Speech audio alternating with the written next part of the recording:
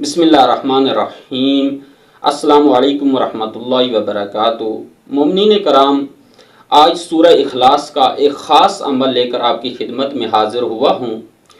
امام جعفر صادق علیہ السلام فرماتے ہیں کہ جو شخص بھی سورہ اخلاص کو کثرت کے ساتھ پڑھے گا تو خداوند متعال کی ذات اس سے محبت کرے گی اور فرشتے اس کے لیے استغفار کریں گے۔ ایک شخص امام جعفر صادق علیہ السلام کی خدمت میں آتا ہے اور کہتا ہے کہ مولا، بے روزگار ہوں، روزگار نہیں ہے، رزق میں بہت تنگی ہے۔ تو امام علیہ السلام اس سے فرماتے ہیں کہ جاؤ، جب گھر میں داخل ہوا کرو تو سلام کیا کرو اور سورہ اخلاص کی تلاوت کیا کرو، تو خداوند متعال کی ذات تمہارے رزق میں برکت ڈالے گی اور تمہارا رزق وسیع ہو جائے گا۔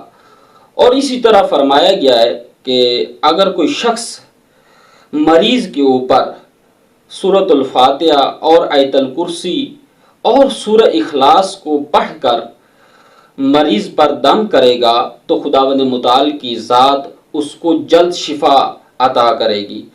اور اسی طرح اگر کوئی شخص چاہتا ہے کہ اس کی ہر حاجت پوری ہو تو وہ روزانہ 100 بار سورہ اخلاص کی تلاوت کرے اور تلاوت کرنے کے بعد خداوند متعال کی ذات سے اپنی حاجت کو طلب کرے تو خداوند متعال کی ذات اس کی حاجت پوری کرے گی۔